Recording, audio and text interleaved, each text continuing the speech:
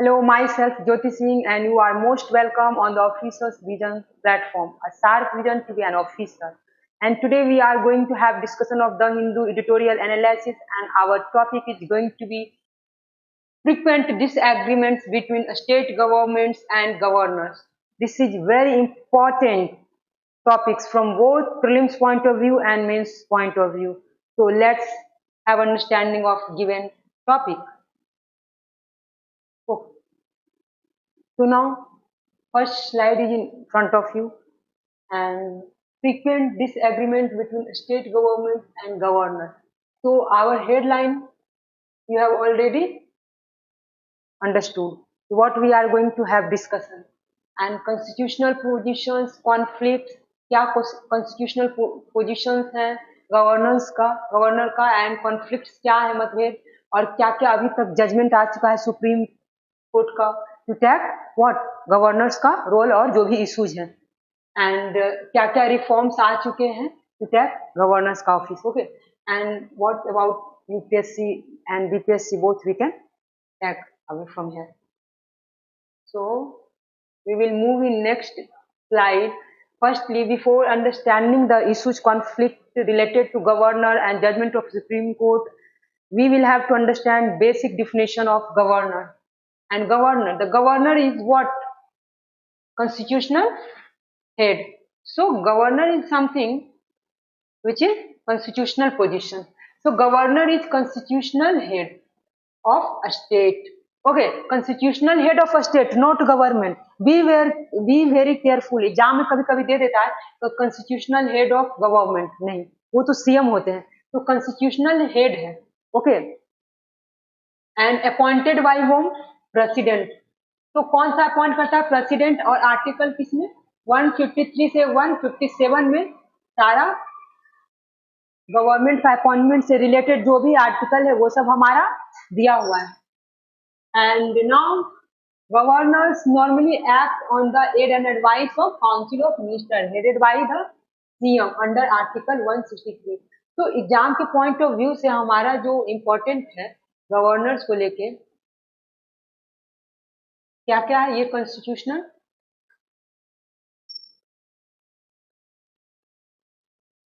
Head of state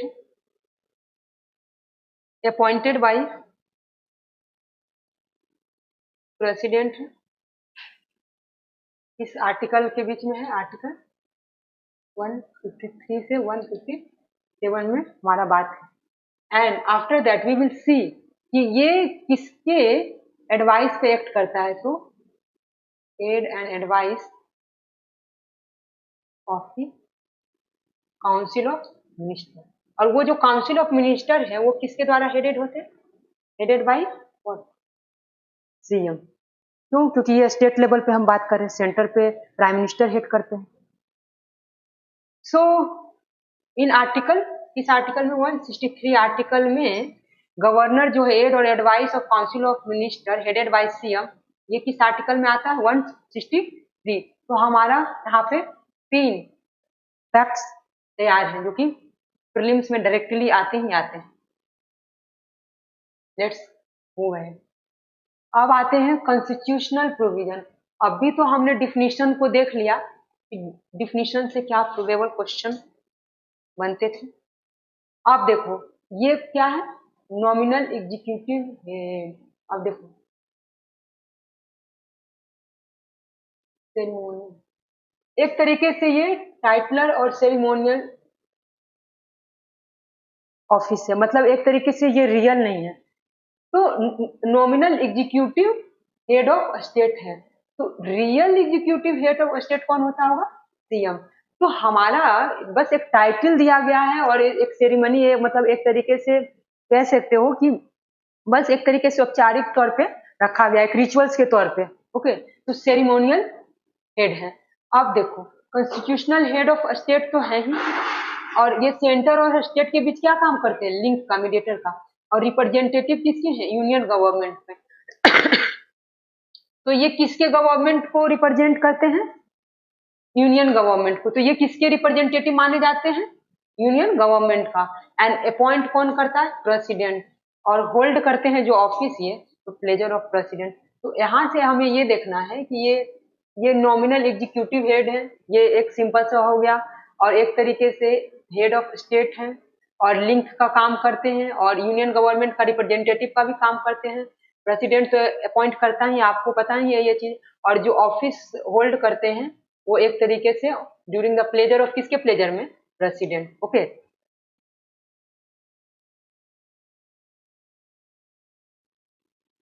अब देखते हैं कुछ इंपॉर्टेंट आर्टिकल, जो कि इंपॉर्टेंट आर्टिकल जो है हमारा, वो प्रीलिम्स के पॉइंट ऑफ व्यू से बहुत इंपॉर्टेंट है and for mains as well.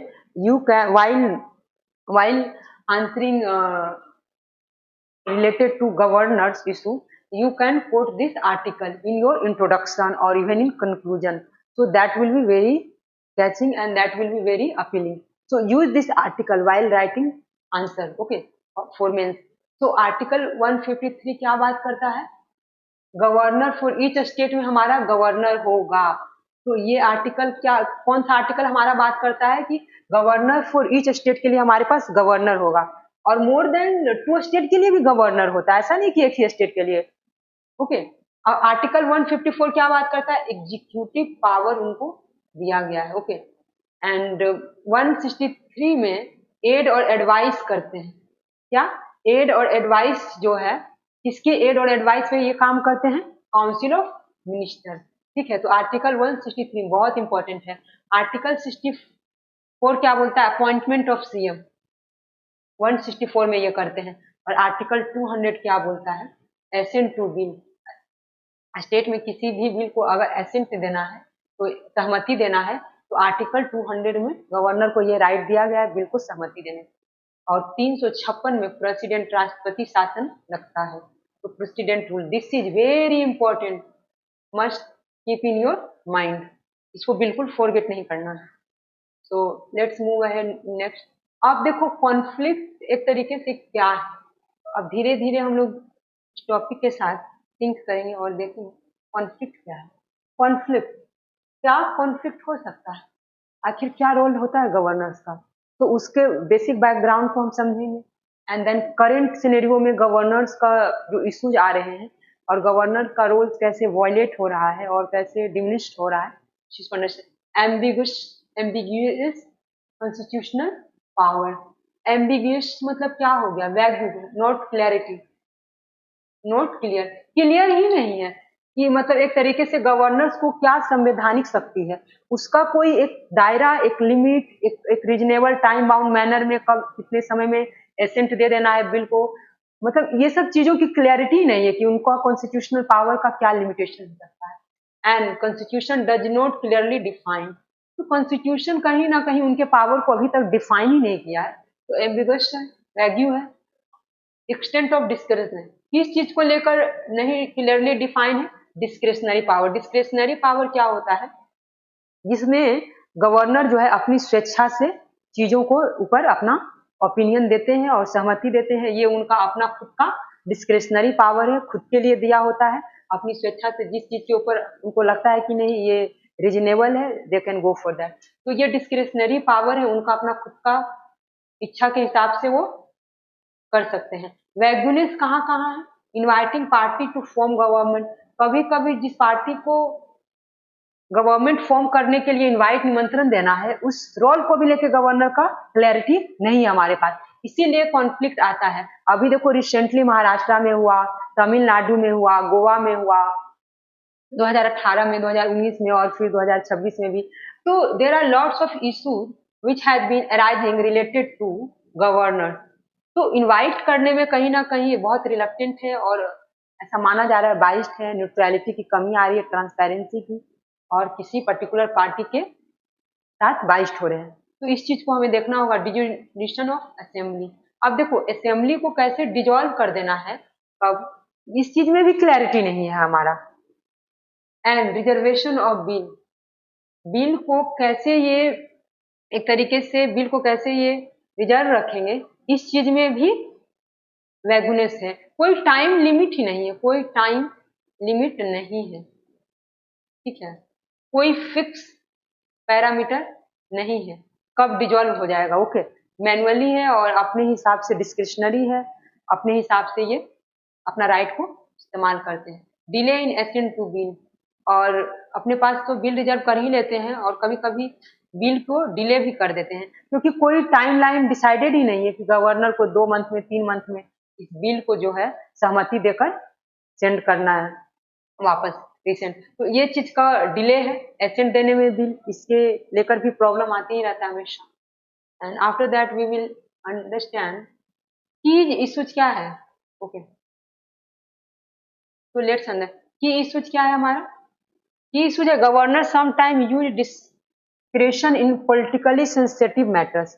Governors देखो कभी कभी जो है ना, उनका जो डिस्क्रेशन दिया गया है उनको, जो एक तरीके से अपने स्वेच्छा से डिसीजन लेने का जो इंडिपेंडेंट ऑटोनोमी दिया गया है, कभी कभी सेंसिटिव इश्यू में जो है वो पॉलिटिकली सेंसिटिव इश्यू में, सेंसिटिव मैटर में अपना यूज कर देते हैं डिस्क्रेशन को। जो ऑटोनोमी दिया गया है उनको डिसीजन मेकिंग पावर का, वो कभी कभी कहाँ कर देते हैं, पॉलिटिकली इंस्पायर्ड और सेंसिटिव मैटर्स में। तो पॉलिटिकली सेंसिटिव मैटर्स में अगर वो अपना डिस्क्रेशन को यूज करेंगे तो कहीं ना कहीं जो एक न्यूट्रलिटी है उनके ऑफिस का, गवर्नर्स का, वो वायलेट होगा। तो एक तरीके से डिग्निटी, ट्रांसपेरेंसी और न्यूट्रलिटी मेंटेन करना बहुत जरूरी है गवर्नर को। अगर ऐसे बहुत सारे जो कॉन्फ्लिक्ट और जो इश्यूज आ रहे हैं गवर्नर्स का रोल्स को लेके, तो इसमें पॉलिटिकली सेंसिटिव जो भी इश्यूज है उससे अवॉइड करना चाहिए गवर्नर्स को अपना ओपिनियन देने से। अब आते हैं, देखो गवर्नर जो है ना वो किस तरीके से हमारा एजेंट ऑफ द सेंटर। अब देखो, agent of the centre, representative of the union government. अब ये चीज समझना होगा कि एमएलए एमपी क्या है, रिप्रेजेंटेटिव ऑफ पीपल है। तो जस्ट लाइक वैसे ही गवर्नर किसका रिप्रेजेंटेटिव है, यूनियन गवर्नमेंट का। ओके, स्टेट में। तो कहीं ना कहीं इनका जो ये जो रोल है, इस रोल में कभी कभी वो अपने डिस्क्रिशनरी पावर को ऐसे यूज करते हैं जहां पे बहुत सारा ओवरलैपिंग, कॉन्फ्लिक्ट ऑफ इंटरेस्ट और मिसयूज ऑफ डिस्क्रिशनरी पावर दिखता है, रिफ्लेक्ट होता है, बायस्ड नेचर। तो governor is appointed by union government. Okay, very good. President करते हैं। Opposition ruled state often accuse governors of acting on behalf of the centre. Obviously opposition ruled में जो है स्टेट्स में, वो बहुत बार एक्यूज किया जाता है, मतलब गवर्नर्स के ऊपर मतलब एलिगेशन इम्पोज किया जाता है, दोष लगाया जाता है ऐसा कि आप कहीं ना कहीं जो है किसके बिहाफ में आप काम कर रहे हैं, सेंटर के बिहाफ में। अब ऑब्वियसली उनको एक तरीके से देखा ही जाता है, एजेंट ऑफ सेंटर है, रिप्रेजेंटेटिव ऑफ यूनियन गवर्नमेंट है, तो कहीं ना कहीं acting on behalf of the centre तो होगा ही। तो सेंटर में जो भी गवर्नमेंट होगा, जो भी उसका आइडियोलॉजी होगा, जो भी पॉलिसीज होगा, तो उस पे कहीं ना कहीं गवर्नर्स का अपना एक डिस्क्रिशनरी पावर को यूज करने का जो दिया गया है स्कोप, उसका मिसयूज भी हो सकता है, क्योंकि उसका कोई लिमिटेशन नहीं है कब तक आप बिल को एसेंट दे देंगे, उसका कोई टाइम लिमिट ही नहीं है। तो इन दैट केस वैगुनेस है, क्लैरिटी ही नहीं है। तो नाउ मूव है, national commission to review constitution called governor agent of the centre. देखो नेशनल कमीशन भी बना किस चीज को रिव्यू करने के लिए, constitution called governors agent of centre. मतलब जो ये गवर्नर्स जो होते हैं, एजेंट ऑफ जो सेंटर होते हैं, ये अपना बीइंग एजेंट ऑफ सेंटर कैसे काम करते हैं, इसके लिए एक कमीशन का, क्या नेशनल कमीशन का गठन किया गया, और जिसमें वो कमीशन जो है रिव्यू करेगी कि वाकई में ट्रांसपेरेंट मैनर में, जस्ट और रेशनल ग्राउंड पे वो अपना रोल को सही से प्ले कर रहे हैं या नहीं, या जो डिस्क्रिशनरी पावर दिया गया है उसको मिसयूज कर रहे हैं। Are you getting? क्यों? क्योंकि वैगुनेस है उनके कॉन्स्टिट्यूशनल रोल्स को लेकर, बहुत जगह कब कितने समय में बिल को एसेंट दे देना, तो बहुत सारा जो वैगुनेस की वजह से, लैक ऑफ क्लैरिटी की वजह से कहीं ना कहीं गवर्नर्स से हमेशा ये उठते ही रहा है सवाल कि आप वाकई में ट्रांसपेरेंसी से काम करते हैं या अपने पावर को, डिस्क्रिशनरी पावर को मिसयूज करते हैं। Now move ahead. अब देखो नेक्स्ट स्लाइड में हमारा है लैक ऑफ अकाउंटेबिलिटी। अब देखो लैक ऑफ अकाउंटेबिलिटी का मतलब क्या। अब ये बताओ अकाउंटेबिलिटी का मतलब क्या समझते हो, what do mean by accountability. Accountability, who should be held responsible, accountable, answerable, उत्तरदायी। कौन उत्तरदायी है? तो कभी कभी गवर्नर्स को ना हम लोग अकाउंटेबल नहीं ठहराते हैं, उत्तरदायी नहीं ठहराते हैं। तो इस कारण से भी governor is not directly elected by people. अब देखो ये लैक ऑफ अकाउंटेबिलिटी क्यों एराइज होता है गवर्नर्स के ऑफिस के साथ, हमको ये भी नेचर समझना पड़ेगा कि जो भी मतलब गवर्नर्स का जो अपॉइंटमेंट हो रहा है और जो भी इस तरीके से जो इनका मैकेनिज्म तैयार किए हैं वो directly elected, not elected by people. जब वो डायरेक्टली उनको पीपल नहीं इलेक्ट करता है तो वो कहीं ना कहीं एक तरीके से अपने आप को हर चीज के लिए डायरेक्टली अकाउंटेबल नहीं मानते। जैसे सीएम है डायरेक्टली अकाउंटेबल, आंसरेबल है, रिस्पॉन्सिबल है अगर something went wrong, but being a nominal executive head of state, governors को इस चीज का रिस्पॉन्सिबल माना ही नहीं जाता है। तो वो चीज है no impeachment provision by state legislature. तो देखो प्रेसिडेंट वगैरह के लिए तो होता है एंड सुप्रीम कोर्ट के जजेस सीजेआई वगैरह के लिए होता है इम्पीचमेंट, बट हमारा जो गवर्नर का पोजीशन है उसमें कुछ भी स्टेट लेजिस्लेचर में क्लियरली नहीं बात किया गया। उनके इम्पीचमेंट का मतलब क्या समझते हो यहाँ, what do mean by impeachment, समझ में आ रहा है ना? इम्पीचमेंट एक हटाने की प्रक्रिया होती है, ठीक है, महाभियोग कहते हैं शायद इसको हिंदी में। ओके, आप देखो ओनली, अब देखो ना सीजीआई का अभी तक लगता है पूरे हिस्ट्री में हम लोग का मतलब अब तक का पॉलिटिकल हिस्ट्री में अभी एक बार महाभियोग किसी चीफ जस्टिस ऑफ इंडिया पे चला था, बट वो मतलब अंतिम रूप से उनपे ये पूरा हो नहीं पाया सिद्ध कि वाकई में वो इम्पीच्ड हो। ओके, तो ओनली रिमूवेबल बाय प्रेसिडेंट। देखो अब इनको सिर्फ कौन रिमूव कर सकता है उनके कुर्सी से, प्रेसिडेंट। डायरेक्टली एक तो इलेक्ट भी नहीं हो रहे हैं और इम्पीचमेंट को लेकर, हटाने को लेकर भी स्टेट लेजिस्लेचर में क्लियरली मेंशन नहीं है और सिर्फ प्रेसिडेंट ही उनको रिमूव करेंगे। तो ये डायरेक्टली जो है ना, he is not held accountable and responsible towards the civilian और people, okay, of concern state. वो भी एक है इस नेचर का उनका पॉलिटिकल अपॉइंटमेंट। देखो अब लैक ऑफ अकाउंटेबिलिटी तो हमने देख लिया कि किन किन कारणों से गवर्नर्स का ऑफिस लैक ऑफ अकाउंटेबिलिटी के लिए जाना जाता है। अब हम देखेंगे पॉलिटिकल अपॉइंटमेंट। अब देखो पॉलिटिकल अपॉइंटमेंट में हमारा क्या होता है, लेट्स अंडरस्टैंड। पॉलिटिकल अपॉइंटमेंट में हम ये देखते हैं many governors are former politician at the end. जो गवर्नर्स होते हैं वो भी एक पॉलिटिशियन रह चुके हैं, नेता रह चुके हैं कहीं ना कहीं, समझ में आ रहा है ना? जैसे Kiran Bedi, she was in administration, तो वो पौंडीचेरी की गवर्नर बनाएगी, दैट इज डिफरेंट थिंग। और अलग अलग जो गवर्नर्स होते हैं, देखो अभी श्रीमती द्रौपदी मुर्मू जो है हमारा first tribal women, female president है वुमेन। तो एक तरीके से हम इसको देख सकते हैं कि वो पहले झारखंड के गवर्नर भी रह चुकी हैं द्रौपदी मुर्मू। तो अब यहाँ पे ये समझने का प्रयास करो कि शी वॉज अर्लियर पॉलिटिशियन, अभी भी वो प्रेसिडेंट है तो क्या वो पॉलिटिशियन ही है? सब पॉलिटिशियन के ही अंदर ही कलब होंगे, चाहे वो गवर्नर हो, सीएम हो या प्राइम मिनिस्टर हो, all will be come under politician. But governor का जो ऑफिस होता है वो nominal executive head of state होता है। इन दैट केस हम अगर ये चीज को सोचे कि वो टाइटलर है, सेरेमोनियल है, मतलब एक रिचुअल्स के लिए उसको रख लिए, उनके नाम में हम सारा सील वगैरह और जो भी सिग्नेचर होता है, सारा जो भी एग्रीमेंट होता है उनके नाम में हम लेते हैं, बट वो रियल नहीं है। Real executive head of government कौन है? कौन है? सीएम है, okay, chief minister. This creates perception of political बाइस। अब ये तुम्हें देखना पड़ेगा कि पॉलिटिकल अपॉइंटमेंट्स होता है कभी कभी, क्योंकि वो पॉलिटिशियन रहे हैं, जिस पार्टी से वो गवर्नर रहेंगे और वो पार्टी अगर सेंटर में है तो definitely being a representative of union government कहीं ना कहीं उस आइडियोलॉजी को इम्पोज करेंगे और जो डिस्क्रिशनरी पावर मिला है वहां अच्छे से मिसयूज करते नजर आएंगे। तो ये देखने वाला दिलचस्प बात है कि अपना डिस्क्रिशनरी पावर को बीइंग ए पॉलिटिशियन जिस पार्टी से वो एसोसिएटेड रहे वो कैसे यूज करते हैं, इस पे भी डिपेंड करता है। और एक परसेप्शन भी होता है, ऐसा परसेप्शन देखा गया है कि पॉलिटिकल बाइस पक्षपात जिसको कह सकते हैं वो रहता है, जिस पार्टी से वो बिलोंग करते हैं उस आइडियोलॉजी को वो डिस्क्रिशनरी पावर में यूज करते रहते हैं। Neutral constitutional conduct become difficult. अब देखो न्यूट्रल कॉन्स्टिट्यूशनल कंडक्ट क्या होता है? Neutral, what do mean by neutral? Neutral का मतलब तटस्थ, मतलब एक ऐसा व्यक्ति जो मतलब किसी चीज से मतलब प्रे हो, मतलब बहुत ही स्टेबल हो। और neutral means he is not biased, okay, और वो पक्षपात नहीं करता है, और चाहे कोई भी पार्टी हो, कोई भी आइडियोलॉजी हो, एक जो मोरल इथिकल जो प्रिंसिपल होता है, जो कॉन्स्टिट्यूशनल मोरालिटी होता है, जो भी कॉन्स्टिट्यूशन का स्पिरिट्स है, उन सब से अवॉइड है। और no one is above the constitution. तो जो कॉन्स्टिट्यूशनल मोरालिटी है वो उसको गाइडलाइन करता है और वो उसको चेक एंड बैलेंस का काम करता है।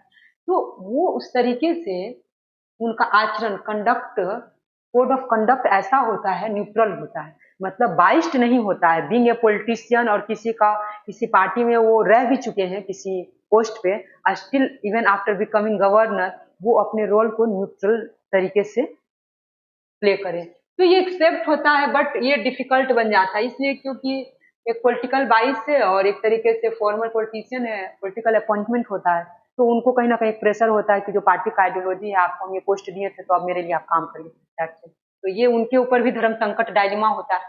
दैट्स वाई इंडिपेंडेंट तरीके से वो अपने पावर को नहीं यूज करते। Delay in assent to bill, अब ये देखो कि बिल को सहमति देने में ओके ये गवर्नर क्यों टाइम लेते हैं, क्यों लेते हैं? डिले इन एसेंट, सहमति, कंसेंट, एग्रीमेंट भी कह सकते बिल। तो जब तक बिल्स को वो एक तरीके से एसेंट नहीं देंगे, एक में वो बदलेगा नहीं, समझ आ रहा है? तो उसी तरीके से यहाँ पे ये देखो कि governors often keep bills pending for long period. प्राय ये देखा गया है कि जो गवर्नर हैं अपने पास ही बिल रख लेते हैं, ओके, और पॉकेट विटो सिचुएशन क्रिएट हो जाती है। क्यों क्यों गवर्नर आप अपने पास ही बिल रख लेते हैं, ऐसा क्यों? बहुत सारा कारण हो सकता है। उनको डिस्क्रिशनरी पावर दिया गया है और एक तरीके से डायरेक्टली अकाउंटेबल रिस्पॉन्सिबल है नहीं, और इस कारण से वो पॉलिटिकली अगर किसी पार्टी के साथ एसोसिएटेड रहे हैं पास्ट में, तो ऑब्वियसली अब समय आ गया उस पार्टी को सर्व करने का, है ना? तो वो एक एजेंडा सेट रहता है कि अपना जो भी डिस्क्रिशन पावर है बस क्या वहां पे यूज कर दो उस आइडियोलॉजी को। तो ये पॉकेट विट्टो भी एक तरीके का डिले करने का कारण बनता है। Seen recently in what, Tamil Nadu, Kerala, Punjab, जहां भी देखो फ्लोर टेस्ट हो या हंग असेंबली हो, जहां पे कहीं ना कहीं मैंडेट और मेजोरिटी एक गवर्नमेंट को नहीं मिल पाया, और जब कोलिएशन की गवर्नमेंट गठबंधन की सरकार बनानी होती है, जब सब पार्टी कोलिएट करते हैं, एक जगह मिलते हैं, मर्ज करते हैं, तो उस केस में न्यूट्रल तरीके से बिना पॉलिटिकली बाइस्ड हुए अगर वो अपना डिसीजन दें कि ओके फ्लोर टेस्ट होगा, राजभवन नहीं है ये एक तरीके से कि जहाँ पे आप वो कर रहे हो, राइट वेन्यू नहीं है फ्लोर टेस्ट के लिए राजभवन। तो इसलिए हमारा एक तरीके से ये मानना है कि हमें फ्लोर टेस्ट जो है हंग असेंबली के टाइम अच्छे से होना चाहिए, जस्ट और रेशनल मैनर में, बिना बाइस्ड हुए। ये आपका कॉन्स्टिट्यूशनल पावर है गवर्नर जी, आप अगर अंडरस्टैंड करेंगे तो हमारे कंट्री में ट्रांसपेरेंसी होगा और ट्रस्ट डिफिशिएट नहीं रहेगा। ओके, तो ये सब है और बहुत हल्के से हम लोग समझेंगे, बहुत ये बहुत हार्ड नहीं है। लक्ष्मीकांत का ही ये बेसिक है, बस ये बहुत ज्यादा देखो गवर्नर्स का जो इशू है अभी न्यूज में बहुत ज्यादा ऑन करंट फ्रीक्वेंट बेसिस पे अभी ऑकर्ड हो रहा है। That's why we have taken this issues, okay, तो दैट आपका रिवीजन हो जाए बेसिक्स। अब देखो ऑलरेडी वी हैव सीन कि कैसे एसेंट टू बिल डिले होता है तमिलनाडु, केरला, पंजाब में, ये सब जो केसेस हुए हैं आप इसके ऊपर देखना जरूर। ये हो गया अब हमारा। अब देखो हंग असेंबली जो सिचुएशन होता है, अब देखो ये समझो कि हंग असेंबली होता क्या है और किस तरीके का सिचुएशन क्रिएट होता है। ऐसा टाइम हो जाता है, हंग का मतलब क्या हो गया, फंस गया, मतलब बीच में ही किसी को मेजोरिटी मैंडेट मिला ही नहीं किसी एक पॉलिटिकल पार्टी को। इन दैट क्या होता है, गवर्नर के पास डिस्क्रिशनरी पावर है कि वो इनवाइट करेगा कि आओ आप गवर्नमेंट बनाओ। तो अब इस केस में गवर्नर को लगेगा कि अच्छा हम तो इसके पार्टी में कहीं ना कहीं एक अच्छा लीडर और पॉलिटिशियन रहे, अच्छा पोस्ट मिला हुआ था लुक्रेटिव, तो अब उस पार्टी को हम सर्व करते हैं, समझ में आ रहा है ना? तो ये अपना एक कंट्रोवर्सी क्या के ऊपर है, विच पार्टी इज इनवाइटेड फर्स्ट। ये देखो डिस्क्रिशनरी पावर में गवर्नर्स को राइट है कि आप किस पार्टी को इनवाइट फर्स्ट में करेंगे गवर्नमेंट बनाने के लिए, okay. And time given for floor test, होता क्या है ना, जो सबसे ज्यादा जिसको मैंडेट मिलता है, वोट मिलता है और मेजोरिटी होती है, वो तो डिम्ड है कि वो तो इनवाइटेड है अपने आप में, क्योंकि उसको जनता ने वोट दे दिया है। अब पर ये होता है कि फर्स्ट में इनवाइट करना है, बहुत सारा होता है ना, कोलिएशन भी कर लेते हैं, सब गठबंधन मिलकर बना लेते हैं, जैसे इंडिया का देखो अलायंस हुआ ना, तो बीजेपी के अगेंस्ट में। उसी तरीके से हम ये देखेंगे कि फ्लोर का टेस्ट और जो हंग असेंबली होता है, हंग असेंबली में फ्लोर का टेस्ट के लिए बहुत जरूरी है कि वो ट्रांसपेरेंसी रखे। जो भी पार्टी, हुम से इज पार्टी, अगर उसको मैंडेट मिल रहा है और एक तरीके से बिना बाइस्ड हुए ट्रांसपेरेंट मैनर में उसका गवर्नमेंट बनता दिख रहा है तो उसको बनाने दें। आप अपना इंटरवेंशन ना करें, पॉलिटिकल बायसनेस यहाँ पे यूज ना करें गवर्नर। अब देखो महाराष्ट्र में 2019 में ऐसा हो चुका है, कर्नाटका में भी 2018 में हो चुका है, अभी रिसेंटली 2026 में भी ऐसा सिचुएशन तमिलनाडु में भी आ गया है ना। तो इन सब चीजों से रिलेटेड जो है गवर्नर का जो ऑफिस है वो बहुत ज्यादा डिस्प्यूट में है। अलग अलग केस में कि किस पार्टी को फर्स्ट इनवाइट करें, फ्लोर टेस्ट को कैसे ट्रांसपेरेंट मैनर में कंडक्ट करें, हम असेंबली में कैसे मैनेज करें। ओके, अब देखो पब्लिक क्रिटिसिज्म व्हाट, अब next is hour, okay, public criticism of state government. अब देखो पब्लिक क्रिटिसिज्म क्या है, state government governor sometimes publicly criticise elected government. अब देखो गवर्नर्स इतना प्रेस्टिजियस पोस्ट है, उसकी एक डिग्निटी गरिमा है। ओके, जैसे फर्स्ट सिटीजन ऑफ नेशन कौन है, प्रेसिडेंट कहलाता है, पहला नागरिक, काउंटिंग होगा तो पहले प्रेसिडेंट को ही होगा फर्स्ट सिटीजन ऑफ नेशन। तो वैसे ही स्टेट लेवल में जो है ना, प्रेसिडेंट के इक्विवेलेंट कौन है, गवर्नर। अब आप जो है executive executive nominal executive head of state है, और आप जो है पब्लिकली क्रिटिसाइज कर रहे हैं इलेक्टेड गवर्नमेंट को, जिसको आपने खुद अपॉइंट किया है, और आप अपने ही सहमति से जिसको आप लाए हैं पावर में, अब उसी का क्रिटिसिज्म कर रहे हैं publicly. Is this right, ethically, Morli?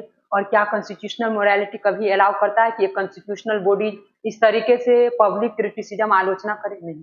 तो ये सब जो है ना बहुत सारा नॉन सीरियस एटीट्यूड गवर्नर्स का देखने को मिल रहा है, and leads to deterioration in constitutional morality. I have already mentioned कि ये डिटोरिएट करता है, कम करता है क्या, कॉन्स्टिट्यूशनल मोरालिटी को। आप गवर्नर्स अपना पावर सही से नहीं यूज कर रहे हैं जस्ट रेशनल मैनर में, इसलिए डिटोरिएशन हो रहा है किसका, कॉन्स्टिट्यूशनल मोरालिटी का। समझ में आ रहा है ना, संवैधानिक नैतिकता का पतन कर रहे हो आप। तो ये सब इश्यूज हैं और बढ़ते ही जा रहा है ये इशू।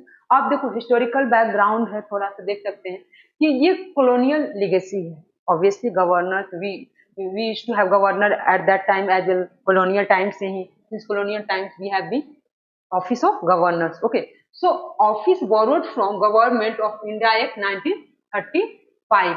तो ऑफिस जो है इनका वो कहाँ से हमने लिया है, government of India 1935। Earlier governors had extensive power over provinces.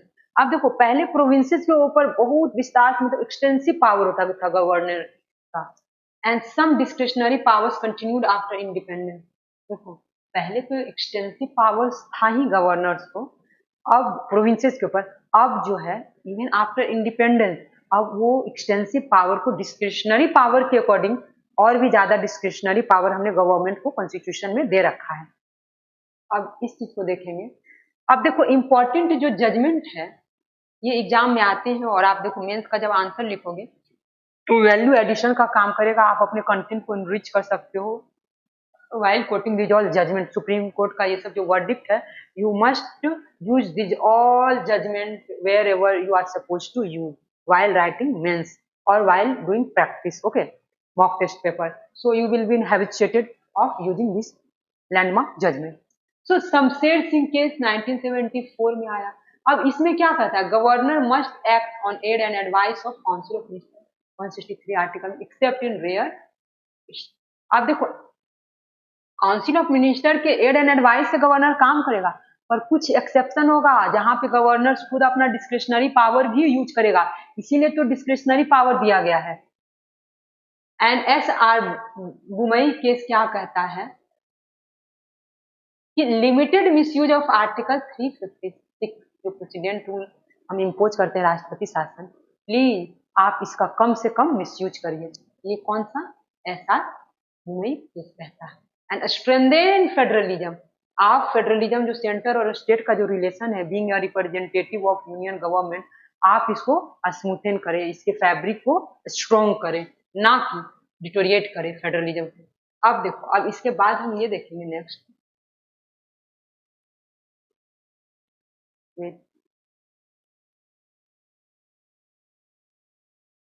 अब देखो नाबाम रिविया केस 2016 में क्या कहता है, governor can not interfere arbitrarily in legislative function. अब देखो लेजिस्लेटिव जो फंक्शनिंग है, आर्बिट्रली मतलब मनमाने तरीके से अपने मन से आप लेजिस्लेटिव जो फंक्शन है सीएम का, आप उसमें इंटरप्ट बहुत ज्यादा इंटरफेयर हस्तक्षेप ना करें। अपना nominal head of nominal executive head of आप क्या है, स्टेट है, ओके। तो आप रियल तो है नहीं, डायरेक्टली तो इलेक्ट हुए नहीं है, तो जो लेजिस्लेटिव फंक्शनिंग है आप प्लीज गवर्नर उसमें ज्यादा इंटरप्ट ना करने की कोशिश करें। तो ये governance can not interfere arbitrarily in legislative function. तो ये नवाम रिविया केस 2016 में ये आया कि कभी कभी लेजिस्लेटिव फंक्शनिंग में भी गवर्नर हस्तक्षेप करते हैं। अब देखो जजमेंट तो हमने देख लिया, landmark judgment related to what, governors का ऑफिस। अब हम देखेंगे कमिटीज रिकमेंडेशन, कौन कौन सा कमिटीज कंस्टिट्यूटेड किया गया था review the office of governor और whatever recommendation they have given. Now understand. अब देखो सरकारिया कमीशन बहुत इंपॉर्टेंट इंपॉर्टेंट इंपॉर्टेंट।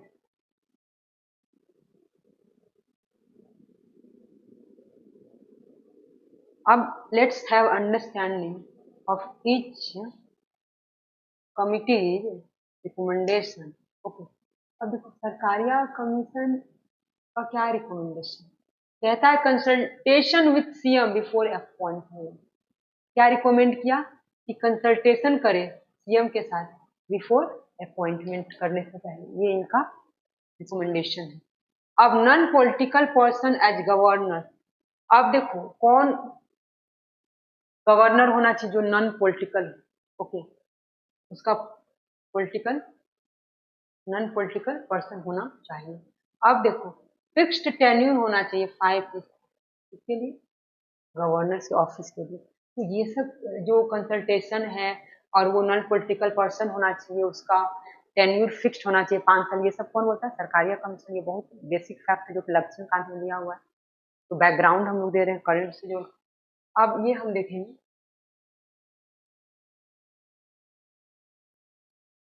तो लेट्स अंडरस्टैंड, ओके। अब देखो हमारा पूंजी कमीशन, पूंजी कमीशन क्या कहती है, क्या सजेस्ट किया इसने, क्या रिकमेंडेशन दिया, बोला clear guidelines for discretionary power. यही तो इशू हो रहा है, गवर्नर्स अपना डिस्क्रिशनरी पावर ऐसे यूज कर रहे हैं जहां पे लग रहा है कि वो बाइस्ड है और पॉलिटिकली इंस्पायर्ड है, न्यूट्रलिटी नहीं है उनके ओपिनियन में और डिसीजन में। तो एक तरीके से क्या बोल रहा है कि गाइडलाइन दो, गाइडलाइन बहुत जरूरी है किसके लिए, गवर्नेंस का डिस्क्रिशनरी पावर्स को लेके मेरे पास कोई गाइडलाइन हमारे पास नहीं है। So we got from in Punchhi commission recommendation था, गाइडलाइन चाहिए हमें। एंड आफ्टर दैट कैसे रिमूवल होना चाहिए गवर्नर का, उसके लेकर भी हमें क्या क्लैरिटी होना चाहिए, okay. So we have already gone through कि हमारा क्लैरिटी नहीं है स्टेट लेजिस्लेचर में इम्पीचमेंट को लेकर गवर्नर का। तो हमें एक प्रोसीजर चाहिए उसको रिमूवल करने का गवर्नर। तो ये सब पुंछी कमीशन का था। एंड एक एडमिनिस्ट्रेटिव रिफॉर्म्स जो कमीशन था, एआरसी का क्या कहना है, एआरसी का कहना था उनका कि suggested impartial and independent governor. Governor जो है वो रिप्रेजेंटेटिव ऑफ यूनियन गवर्नमेंट है। तो अगर आप एजेंट और रिप्रेजेंटेटिव ऑफ यूनियन गवर्नमेंट और सेंटर का है, तो आप जो है इम्पार्शियल रहे, मतलब पार्शियल ना रहे, भेदभाव ना रहे, बाइस पक्षपात नहीं रहे कि जो सेंटर बोलेगा, अगर वो जो भी एक्स वाई जेड बीजेपी या कांग्रेस जो भी पार्टी और आइडियोलॉजी को ओबी में पॉलिटिशियन फॉलो करते थे, अभी जब आप गवर्नेंस का ऑफिस होल्ड कर रहे हैं उस समय आप बाइस्ड ना रहे। तो एक तरीके से इम्पार्शियल और इंडिपेंडेंट। अब सेंटर और यूनियन गवर्नमेंट को भी चाहिए कि गवर्नर्स को इंडिपेंडेंट रहने दें, आप अपना पॉपेट और एक तरीके से आप उनको एजेंट की तरह काम नहीं करवाएं कि आपका जो भी इन्वेस्टेड एजेंडा है आप उनको गवर्नर्स को बोले, गवर्नर यहाँ पे फोर्सफुली इंप्लीमेंट करे स्टेट में। That should not happen, constitutional morality violate होता है। अब आते हैं कुछ की टर्म्स को हमने देखा है। की टर्म्स में हम ये देखेंगे कि हमारा जो डिस्क्रिशनरी पावर है वो क्या है, powers exercise by governors without advice of council of minister in specific situation, क्योंकि ये एक्सेप्शनल है। कि कभी कभी जो है डिस्क्रिशनरी पावर जो है गवर्नर यूज कर सकता है। मतलब हमारा क्या है 163 में कहता है कि governor will work on aid and advice of council of minister, but कुछ समय पे ये जो है बिना aid and advice of council of minister work करेंगे। तो स्पेसिफिक सिचुएशन में तो ये सब डिस्क्रिशनरी पावर आता है जहां पे उनको काउंसिल ऑफ मिनिस्टर का कोई एडवाइस की जरूरत नहीं है, आपकी मर्जी, मतलब गवर्नर का अपना मर्जी से काम करेगा। अब देखो कॉन्स्टिट्यूशनल मोरालिटी का हम बहुत बार यूज किए कि गवर्नर्स इतना डिग्निफाइड प्रेस्टिजियस ऑफिस को होल्ड करता है, तो एक तरीके से ही हेड ऑफ स्टेट है, तो उसको कहीं ना कहीं जो है ना कॉन्स्टिट्यूशनल मोरालिटी को अधेयर अधेयर करना चाहिए, फॉलो करना चाहिए religiously and respecting democratic spirit. देखो democratic spirit and constitutional boundary, मतलब neutrality, impartiality and he should be accountable होना चाहिए। एंड कोऑपरेटिव फेडरलिज्म का जो है वो क्या है, सेंटर और स्टेट जो working harmoniously with in constitutional framework, मतलब जो कॉन्स्टिट्यूशनल का फ्रेमवर्क है हारमोनियसली, मतलब क्या होता है एक हारमोनियस समरसता, तो एक लय में काम करे, मतलब सेंटर और स्टेट जो है अपने साथ कोऑपरेट कोऑर्डिनेट करे। ओके, लेजिस्लेटिव एग्जीक्यूटिव और जो जुडिशरी है तीनों क्या है, इंटर डिपेंडेंट है, इंटर कनेक्टेड है, सेपरेटली आइसोलेटेड नहीं है। आर यू गेटिंग, यूएसए की तरह। तो इसलिए आपको ये चीज समझना होगा कि हारमोनी बहुत जरूरी है विथ इन कॉन्स्टिट्यूशनल फ्रेमवर्क में, सेंटर और स्टेट अच्छे से काम करे स्मूथली, तो हम कोऑपरेटिव फेडरलिज्म कहेंगे। एंड नाउ अब देखो प्रीलिम्स के लिए क्वेश्चन है, अब आपका मेंटल एक्सरसाइज हुआ, प्रीलिम्स के लिए जो हमारा क्वेश्चन है, which article provides for the council of minister to aid and advice the governor. अभी हमने जो भी स्लाइड हो में आपको whatever I have taught you in that slide we have gone through these all article, कुछ भी बाहर से नहीं, तो एड एंड एडवाइस,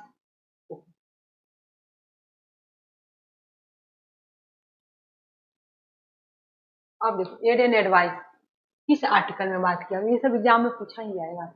क्या 154 नहीं, अपॉइंटमेंट का बात है, एंड 200 में भी नहीं, विलेशन देगा ये प्रेसिडेंट है, तो 163 में क्या हो जाएगा 163। तो now come to next, governors hold office.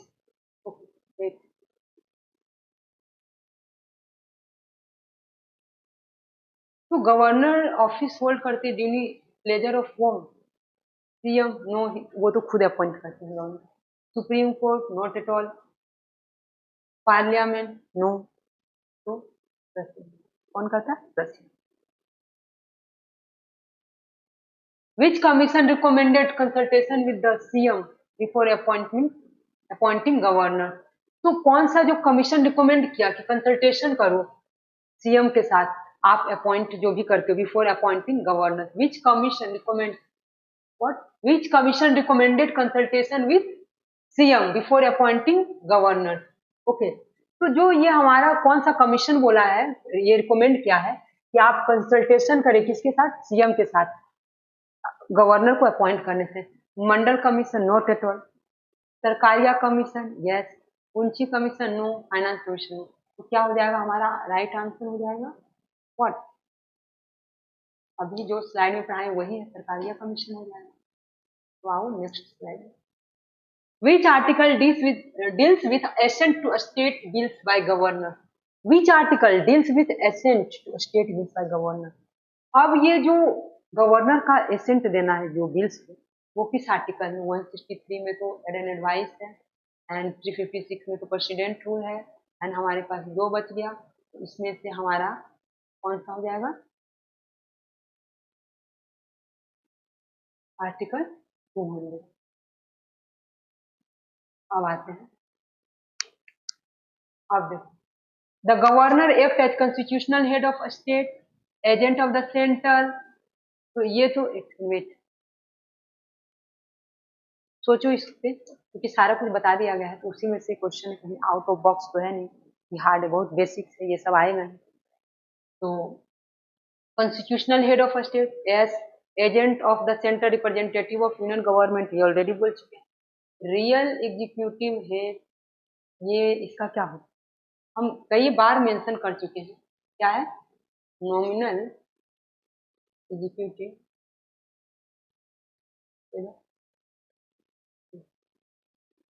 Real तो सीएम होता है ना, और सेंटर पे प्राइम मिनिस्टर होता है। ये क्या है, नॉमिनल है, टाइटलर, सेरिमोनियल। ओके, एंड तो इसका आंसर क्या हो जाएगा, बी फॉर बॉम्बे। अब मेंस का question, whatever content I have tried to deliver you from the given slide, from that only you can answer given question. Okay. The relationship between governors and state government has often generated constitutional and political controversy. Examine the cause and suggest forms.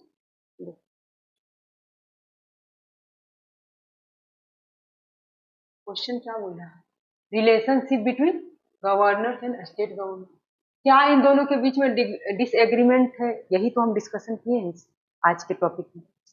और क्या constitutional और political controversy, अब देखो examine करना है causes और suggest reform.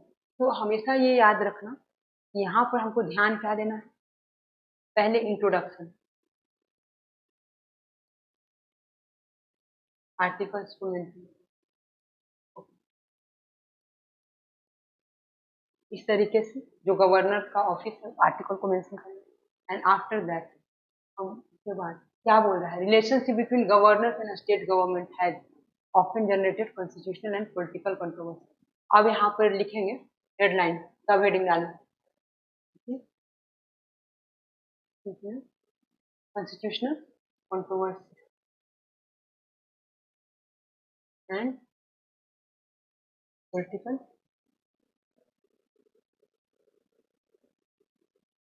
हो गया। कॉन्स्टिट्यूशनल कंट्रोवर्सी क्या है, पॉलिटिकल कंट्रोवर्सी क्या है, पॉलिटिकली बीइंग अ पॉलिटिशियन वो पॉलिटिकली बाइस्ड हो जाते हैं। कॉन्स्टिट्यूशनल कंट्रोवर्सी क्या है कि ये अपना जो पावर है डिस्क्रिशनरी उसको अच्छे से ही नहीं करते हैं।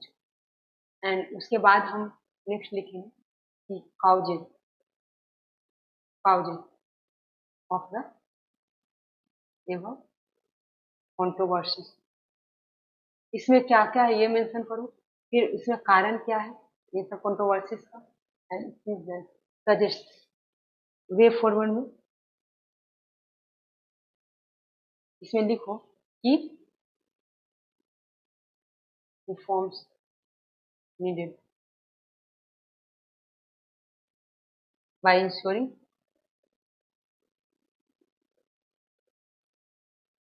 proper implementation of committee's recommendation and supreme court judgement.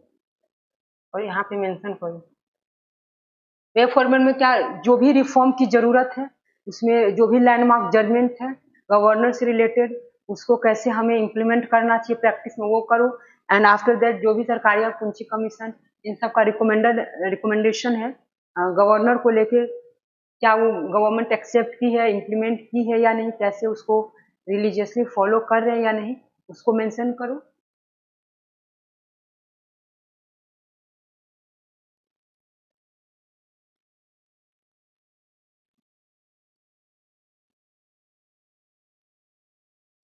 आप देखो इंट्रोडक्शन में तो वो तो मैंने स्केलेटन स्ट्रक्चरेशन बताया हूँ, अब नाउ वो अब क्या है, गवर्नर का इंट्रोडक्शन में क्या दोगे, गवर्नर के बारे में डिफाइन कर दो, कॉन्स्टिट्यूशनल हेड है,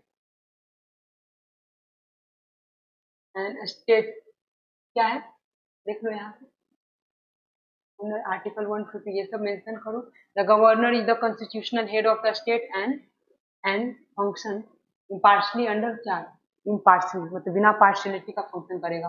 recurring conflict between governors and elected state government have raised concerns regarding federalism and constitutional morality. अब देखो इलेक्टेड स्टेट गवर्नमेंट, देखो यहाँ पे ये क्वेश्चन उठता है, ये रेज्ड कौन कर रहा है, ये सभी जो भी कॉन्फ्लिक्ट और इश्यूज है रिलेटेड टू गवर्नर का डिस्फंक्शन कौन कर रहा है, इलेक्टेड स्टेट गवर्नमेंट बोल रहा है कि बहुत बड़ा चिंता का विषय कंसर्न है हमारे लिए, किसके रिगार्डिंग फेडरलिज्म खतरे में है। ओके, और दूसरा कॉन्स्टिट्यूशनल मोरालिटी को भी वायलेट कर रहे हैं governor. Due to lack of transparency in their code of conduct. अब आ जाते हैं कॉजेज ऑफ कॉन्फ्लिक्ट क्या है। Already I have told you कि इन सब में मेंशन करो। एम्बिगुअस क्या है, क्या है एम्बिगुअस डिस्क्रिशनरी पावर, जो भी उनको ऑटोनॉमी दिया गया डिस्क्रिशनरी पावर का, वो एम्बिगुअस है। क्लियरिटी नहीं, constitution lack precise limit discretionary authority, कोई भी लिमिट्स नहीं है प्रिसाइजली। विधिवत तरीके से misuse in government formation and assent to bill को भी देने में वो अपना डिस्क्रिशनरी पावर को यूज करते हैं, और गवर्नमेंट के फॉर्मेशन में भी अपना डिस्क्रिशनरी पावर को मिसयूज करते ही करते हैं। पॉलिटिकल अपॉइंटमेंट में आप देखो, ये तो हो गया। Governors are option former politician. Political appointment का भी देखो कैसे अफेक्ट होता है, कहीं ना कहीं पहले किसी ना किसी पार्टी से वो रिलेटेड होते हैं, पॉलिटिशियन होते हैं किसी party. Raises allegations of partyism behaviour. अब कोई बीजेपी से तो बीजेपी का आइडियोलॉजी इम्पोज करेगा, कोई कांग्रेस है तो कांग्रेस का करेगा, एंड कोई समाजवादी है तो उसका करेगा, तृणमूल कांग्रेस उसका करेगा। तो सब एन नंबर ऑफ पार्टी है, वो सभी लोग अपना अपना रीजनल कोशिश करती है पायरेशन को लाने का। And agent of the centre appointment and removal bye centre and perception of biases. तो एजेंट ऑफ द सेंटर है और appointment and removal by the centre creates perception of बायस। उनको पता है कि अगर हम being representative of centre, centre के आइडियोलॉजी को अगर हम इम्प्लीमेंट करेंगे स्टेट में बीइंग ए गवर्नर, तो कहीं ना कहीं हमको अपॉइंटमेंट के लिए भी प्रीफर करेगी पार्टी जब सेंटर में आएगी। और दूसरा कि हम एक तरीके से रिमूव भी करेगा तो सेंटर, तो एक परसेप्शन बन गया कि गवर्नर जो है पक्षपात करते हैं। अब नेक्स्ट है हमारा, अब डिले क्यों होता है, एसेंट टू बिल ये सब बता चुके हैं। विथ होल्डिंग अपना अपना जो एसेंट है वो विथ होल्ड कर लेते हैं, and after that we have gone through governors withholding assent affects governance and legislative supremacy. Legislative supremacy को आप कहीं ना कहीं अफेक्ट कर रहे हैं, क्यों? क्योंकि आपने बिल को अपने पास ही क्या कर लिया, विथ होल्ड कर लिया, रख लिया बिना कोई रीजन का। Okay, public political statement, public criticism state का कर देते हैं पब्लिक डोमेन में, that is not good and healthy for democratic country. Government increases confrontation, और बहुत बार कन्फ्रंटेशन मुठभेड़ हो जाता है स्टेट गवर्नमेंट और गवर्नर में, तो ये भी एक इशू है। मिसयूज कैसे होता है हंग असेंबली में, सिलेक्टिव इन्विटेशन टू पार्टी, जो जिस आइडियोलॉजी को जिस पार्टी को बिलोंग करते हैं उस पार्टी को पहले इन्विटेशन दे देंगे प्रोटेस्ट के लिए और उनको गवर्नमेंट बनाने के लिए। इन्विटेशन काउज कॉन्स्टिट्यूशनल डिस्प्यूट्स, और इस तरीके से मिसयूज जब करते हैं हंग असेंबली में अपना सिलेक्टिव इन्विटेशन टू पार्टीज वाला जो ये है इशू, तो इसी में कॉन्स्टिट्यूशनल डिस्प्यूट्स अराइज हो जाता है। ओके, एंड इम्पैक्ट क्या क्या है, वीकनेस कोऑपरेटिव फेडरलिज्म, इसका इम्पैक्ट क्या होता है, कहीं ना कहीं कोऑपरेटिव फेडरलिज्म वीक होता है सेंटर स्टेट का relation, and creates administrative paralysis. Administrative paralysis का मतलब क्या हो गया कि अब यहाँ पे जो एडमिनिस्ट्रेटिव जो सिस्टम होता है वो पूरी तरीके से ठप हो जाता है और गवर्नेंस के कारण डिस्टर्ब भी हो जाता है। एंड अंडरमाइन डेमोक्रेटिक मैंडेट, अब देखो स्टेट जो लेजिस्लेचर है उसको मैंडेट मिला है किसका, पब्लिक का, है ना। तो अगर वो डायरेक्ट इलेक्टेड है पीपल के द्वारा, ही इज रिप्रेजेंटेटिव ऑफ और real executive head of government है, तो he has been given power. Okay, तो उसके पास वैलिड मैंडेट है और ये इनडायरेक्टली इलेक्ट होते हैं, तो इसलिए कहीं ना कहीं अपना डेमोक्रेटिक जो मैंडेट है अगर वो मिसयूज करते हैं अपने डिस्क्रिशनरी पावर को, तो equivalent to undermining democratic mandate, आप डेमोक्रेटिक मैंडेट को भी आप अंडरमाइन कम कर रहे हैं। And leads to judicial intervention, अब इस कारण से जब मिसयूज करते हैं अपना पावर डिस्क्रिशनरी पावर को, तो फिर जुडिशियल इंटरवेंशन करना पड़ता है केस में।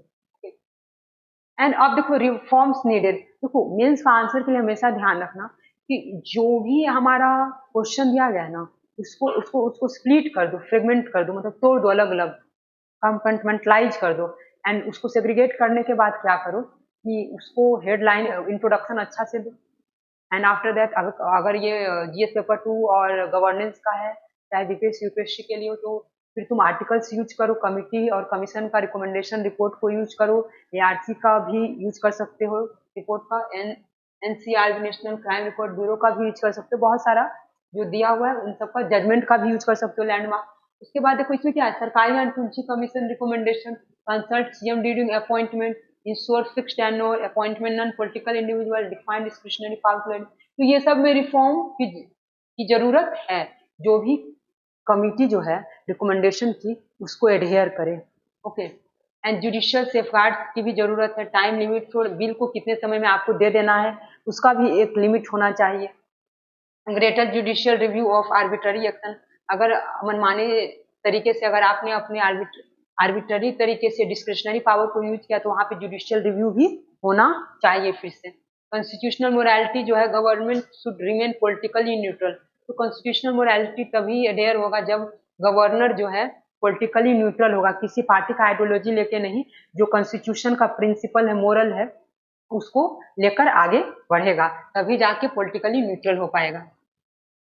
अब देखो, कंक्लूड कर सकते हो कि governors office should what function as neutral constitutional institution, neutral होना चाहिए, and rather than a political instrument, political instrument की तरह, पपेट की तरह आप सेंटर के लिए काम मत करिए। And strengthening convention, reforms and cooperative federalism, इन सबको आप स्ट्रेंथन, मजबूती दीजिए। And essential for healthy centre state relation in India, बहुत जरूरी है हेल्दी सेंटर स्टेट रिलेशन को स्टैब्लिश करने के लिए, एक कोऑपरेटिव फेडरलिज्म के स्पिरिट को प्रमोट करने के लिए, बेसिक स्ट्रक्चर ऑफ कॉन्स्टिट्यूशन को कहीं ना कहीं अलाइव रखने के लिए बहुत जरूरी है कि गवर्नर मिसयूज ना करे अपने डिस्क्रिशनरी पावर को। मोरल ऑफ द स्टोरी यही था कि आखिर क्या क्या डिसएग्रीमेंट था between governor and state. So I hope you must have enjoyed this video, and thank you very much.